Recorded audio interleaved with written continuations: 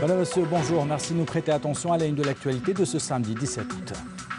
L'instance nationale de médiation et de dialogue poursuit ses consultations. Elle installe le comité consultatif. Plus d'informations dans ce journal.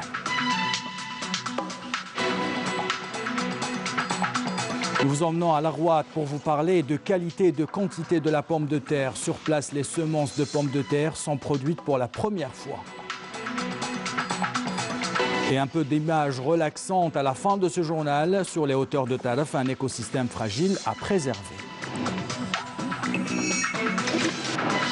Bienvenue à tous. L'instance nationale de médiation et de dialogue poursuit ses consultations. Aujourd'hui sera installé le comité consultatif au niveau de son siège à Alger. Nous revenons sur cette information lors de nos prochaines éditions. Et puis vous êtes nombreux à suivre l'évolution du dialogue national, l'unique moyen pour dépasser la crise politique que connaît le pays et organiser des élections présidentielles dans les plus brefs délais. Je vous propose d'écouter la réaction de certains citoyens. احنا 6 اشهر وحنا قاعدين ندوروا المؤسسات، نصها ما راهمش يخلصوا، نصها ما راهم طردوهم، النص نخدموا بلادنا خويا. احنا نروحوا للحوار، ناس نضاف، نروحوا للحوار ونتحاوروا ونفريوا ونخدموا بلادنا سبحان الله. أنا مؤسسة الجيش نحترمها فوق الجميع. مؤسسة الجيش خط أحمر، واحد ما كي الجزائر تاني خط أحمر. مؤسسة الجيش خط أحمر. مؤسسة الدولة تاع الصح، الركيزة تاع الدولة تاع الصح خط أحمر. حنا نهضروا على هذو اللي كلاو البلاد ونهبوا، لازم يتحاسبوا. العصابة اللي دات البلاد الهلاك، سمعت العصابة اللي دات الهلاك، سمعت ولو كان نكون أنا خربت البلاد يعقب يروح للحراش. ويعطيك الصحة القايد صالح، راك خدمت مليح. احنا ماذا بينا يكون حل لازم انت تتحاور معايا ونتحاور معاك باش تكون النتيجه ان شاء الله.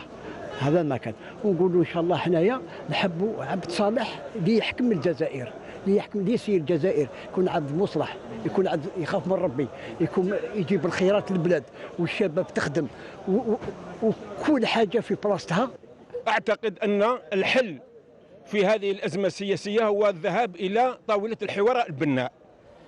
طاولة الحوار البناء ستأتي بنتائج إيجابية التي تكون في صالح الجزائر بصفة عامة. أنا كمواطن جزائري انتخابات رئاسية في يا خويا يترشحوا واللي يفوز واللي يفوت عليه الشعب مبروك عليه ويقود الجزائر والصندوق يفصل. حنا إلى متى كاين الناس راه يتعطل ماشي قادر يدخل للانتخابات ويقول لك أنا مولاها. فلا بد إذا لابد من قائد للسفينة، لابد من قائد للسفينة في أقرب وقت، فتأخره سيؤدي إلى غرقها، وحين عندئذ الخاسر الأكبر هو الجزائر. معناتها لابد لنا من رئيس شرعي عن طريق الصندوق. لقد سئمنا من هذه المدة الزمنية ونروحوا للانتخابات مباشرة. طولة الأزمة رانا في أزمة كرهنا. كل الشعب الجزائري متضامن مع القضاء، وهو يستاهل كل التشجيع والتقدير على معالجة الملفات، لا سيما ملفات الفساد. العدالة الجزائرية أصبحت عدالة حقيقية محررة تماما، حررتها المؤسسة العسكرية، فهي مشكورة على ذلك.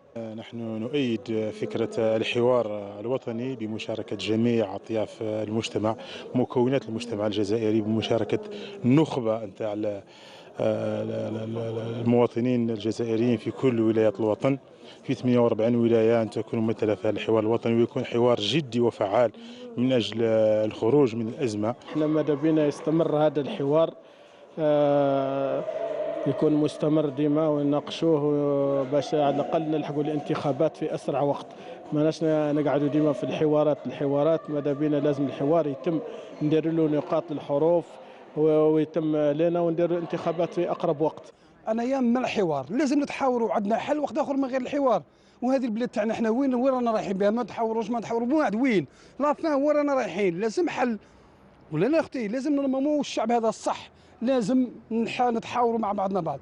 من الحوار من اجل لا شيء، من اجل الجزائر التي دفع من اجلها 1.5 مليون من الشهداء الغالي والنفيس من أجل أن نعيش أحرارا مستقلين. وندعو كذلك إلى انتخابات رئاسية في أقرب وقت ممكن من أجل أن نبقى دائما في الدستور، ونثمن كذلك مرافقة الجيش الوطني الشعبي لهذا الحراك. وإحنا نفتخر بالجيش، الناس قاعد تقول تفتخر بالجيش تاعها، تفتخر بالامن تاعها، وإحنا على هذا الامن شكون؟ انا عندي كل ما كانش في الجزائري ما عندوش خو بوليسي، ما عندوش خو جندار، ما عندوش خو عسكري، ما كانش شاب ما فوتش العسكر، وإحنا واش نهضروا على الجيش؟ الجيش تاعنا وتاع بلادنا ونفتخروا به وبالاسلك الامن ويعطيهم الصحه وبارك الله فيهم. Dans l'actualité de ce samedi, les hajjis algériens pris en charge par la présidence de la République sont revenus en Algérie. Le ministre des Affaires religieuses et des Waqf, Youssef Belmahdi, était sur place pour les accueillir. Une réception a été organisée en leur honneur pour partager avec eux cette joie. Je vous propose d'écouter le ministre des Affaires religieuses et des Waqf qui revient notamment sur le bilan des décès algériens à la Mecque.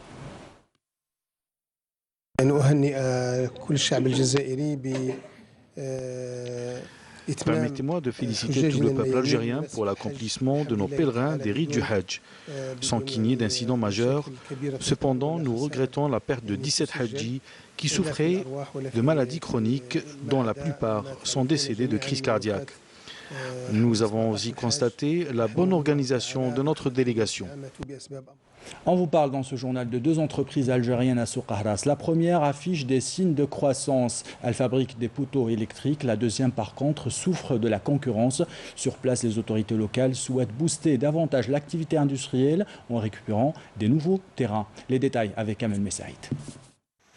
Le manque de foncier industriel pour l'implantation d'entreprises ou d'usines a longtemps pénalisé l'économie nationale. Aujourd'hui, la wilaya de Souk Ahras, par exemple, s'est lancée dans l'assainissement de la situation avec la récupération de 80 hectares de ces terres. Nous avons récupéré jusqu'à maintenant plus de 100 lots, l'équivalent de 80 hectares que nous avons redistribués à de vrais investisseurs. Même si la région ne compte pas beaucoup de projets, mais à Bir Bouhouch, par exemple, les choses bougent un peu. À Bir Bouhouch, justement, une entreprise a vu le jour spécialisée dans les poteaux électriques.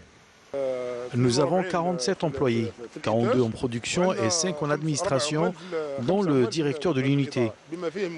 Nous vendons notre produit aux sous-traitants de Sonelgaz. Le produit transporte l'électricité basse et haute tension aux zones rurales, entre autres.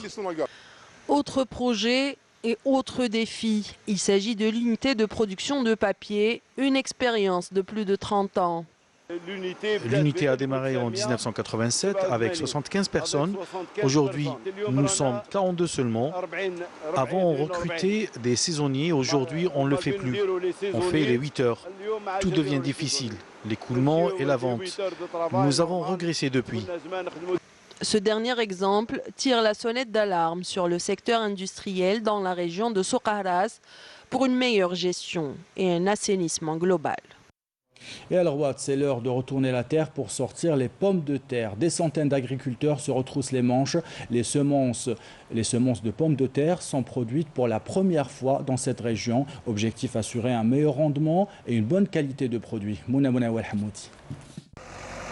C'est la première opération de récolte de pommes de terre dans la région Nasr Ben Chohra à Rouad. Favorisée par la fertilité des sols et une abondance dans la ressource en eau, cette région est l'une des zones pionnières à avoir tenté la culture de la pomme de terre. Les semences de pommes de terre sont produites dans 5 exploitations agricoles avec une superficie globale de 95 hectares. Pour ce faire, les agriculteurs ont fait appel à des experts en la matière. Cette expérience concerne 2 variétés de pommes de terre, à savoir l'Arizona et la Sarpomira. Bénéficiant d'un important soutien technique, cette expérience a pour objectif de limiter l'importation des semences de pommes de terre et de garantir une meilleure qualité de ce tubercule. Les agriculteurs sont approvisionnés en semences, en pesticides et en engrais. La pomme de terre produite est ensuite analysée au niveau du Centre national de contrôle et certification des semences et des plants. Si la pomme de terre est certifiée, le centre nous délivre une autorisation pour le stockage à froid de ces semences. Introduite en 2003 dans la wilaya de l'Arwat, cette filière enregistre une hausse des superficies cultivées atteignant jusqu'à 3000 hectares durant cette saison. Et quand la pisciculture est intégrée à l'agriculture, ça donne une dizaine d'hectares de culture, des bassins d'élevage à Tiaret. C'est une histoire passionnante de Abdelaziz. Il a désormais le soutien des autorités locales. Il souhaite intégrer une agriculture 100% bio dans son exploitation. Amel Bouarba. La volonté et la persévérance sont certainement les clés de la réussite. Le cas de Abdelaziz, jeune investisseur agricole de Tiaret, en est l'exemple édifiant. Malgré de bien modestes moyens, cet enfant de Qsr Chlala a réussi à relever le défi avec la mise en valeur d'une parcelle de terre d'une superficie de 14 hectares. Un projet ambitieux consacré à la pisciculture intégré à l'agriculture. J'ai planté moi-même mes arbres, j'ai fait leur croisement et je les ai cultivés également moi-même. Dieu merci. J'ai introduit toutes les techniques modernes. J'ai introduit aussi la technique de l'élevage des canards au milieu des arbres fruitiers. Technique qui a donné des résultats extraordinaires. Il faut dire que j'insiste sur tout ce qui est naturel dans mon projet. La direction de la pêche de Tiaret salue ce genre d'expérience réussie, assurant qu'elle soutient et accompagne les investisseurs désireux de se lancer dans ce domaine. Nous avons lancé des sessions de formation dans le domaine de la pisciculture intégrée à l'agriculture. Nous avons fait appel à 4 enseignants qui ont formé pendant 2 ans des agriculteurs. Abdelaziz a mis toute sa passion et son savoir-faire pour le succès de ce projet, mais il ambitionne d'aller encore plus loin. J'espère avec l'aide de Dieu me lancer dans l'élevage de bétail. Cela me permettra de bénéficier des produits organiques pour servir d'engrais naturels pour mes arbres fruitiers. Une bien belle manière pour ce jeune agriculteur de réconcilier en toute harmonie la production végétale et animale. L'expérience de Abdelaziz reste donc un bel exemple à suivre pour tous les jeunes qui aspirent à investir dans le domaine agricole. Dans l'actualité internationale, les Palestiniens continuent à payer fort le prix de l'occupation et l'embargo israélien. Un avion militaire israélien a tiré ce matin sur 3 cibles dans la bande de Gaza sans faire de blessés, a indiqué une source sécuritaire palestinienne.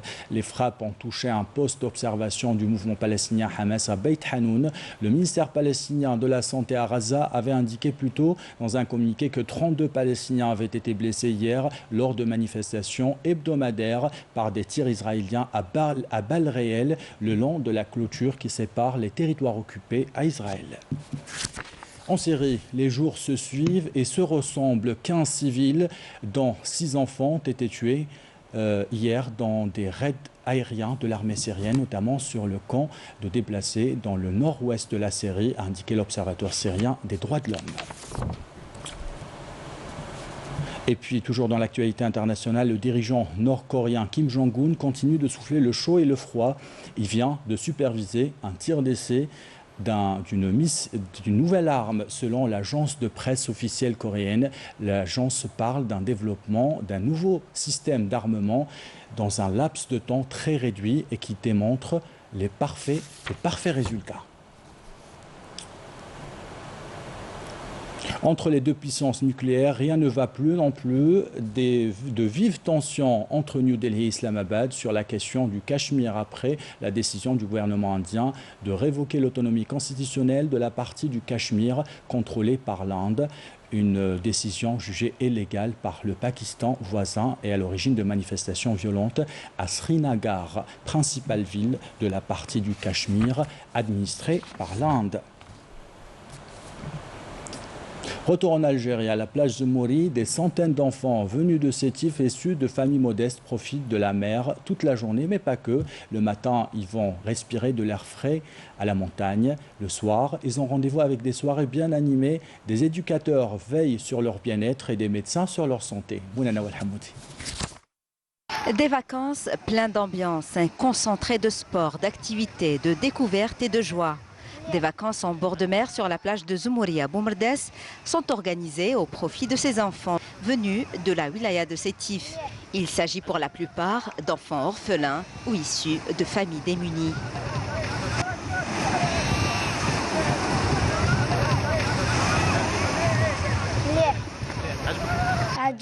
Moi, j'adore la plage. J'aimerais revenir ici au moins 4 fois.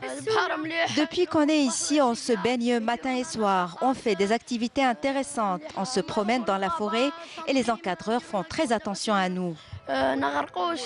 En vue d'assurer le bien-être des petits pensionnaires, le camp de vacances dispose d'une clinique médicale. La restauration est assurée par une équipe professionnelle. Nous avons accueilli près de 170 enfants venus de la wilaya de Sétif. Cette initiative entre dans le cadre de la solidarité nationale. Des sorties, des jeux, des soirées et différentes activités culturelles sont au programme de ces vacances. Ces vacances permettront à ces enfants de se détendre, mais aussi de découvrir leurs capacités physiques et artistiques. Ils repartiront certainement avec des souvenirs plein la tête. Nous allons à présent prendre un bol d'air sur les hauteurs du massif Bougos dans la wilaya de Taraf, un cadre idyllique, vous allez le voir, qui abrite un écosystème fragile. La forêt souffre d'une surexploitation de pâturage, elle souffre aussi des effets du réchauffement climatique. Les oueds se transforment en maigres filets d'eau. Le reportage sur place de Rahim Abdelaziz. Au sud-est de Taraf, se profilent les massifs montagneux des Jbel Bougos. À basse altitude, la forêt de toile renferme des chênes lièges et leurs sous-bois. En haute altitude, règne en maître absolu le chêne zen. Il s'agit d'une jeune futée que borde l'oued toile qui prend sa source à Jbel Ghorra.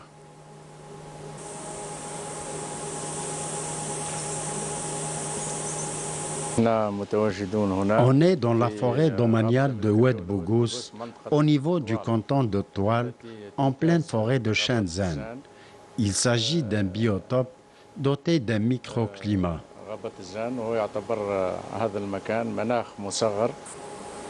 Jusque-là épargné par les incendies répétés qu'a connu la chaîne de la Majjarda, la zénée de Toile est en proie à diverses pressions anthropiques. La région souffre du problème du surpâturage. L'absence de régénération naturelle du chêne zen et ses sous-bois est causée par le package. Le surpâturage entrave la régénération du chêne zen. Comment faire face à ce problème récurrent ?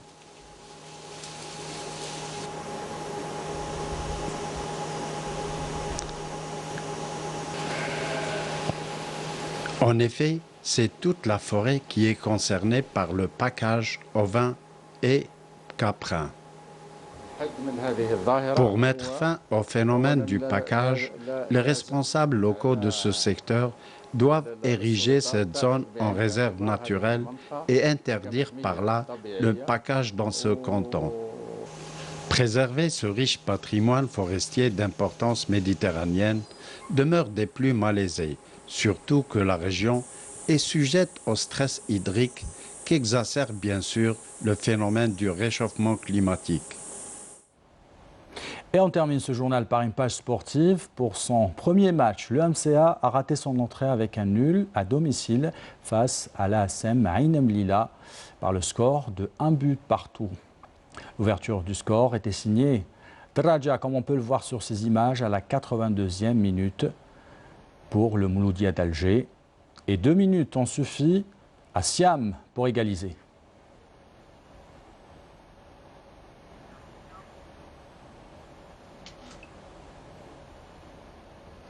Voilà, avec ces images sportives, nous arrivons à la fin de ce journal. L'équipe de la rédaction qui l'a préparé, l'équipe technique qui l'a réalisé, vous remercie de l'avoir suivi. Tout de suite, les nouvelles du ciel avec Feri El-Chir et en bas de votre écran, les adresses web pour le replay de vos programmes. J'aurai le plaisir de vous retrouver ce soir à 19h. Belle journée à tous.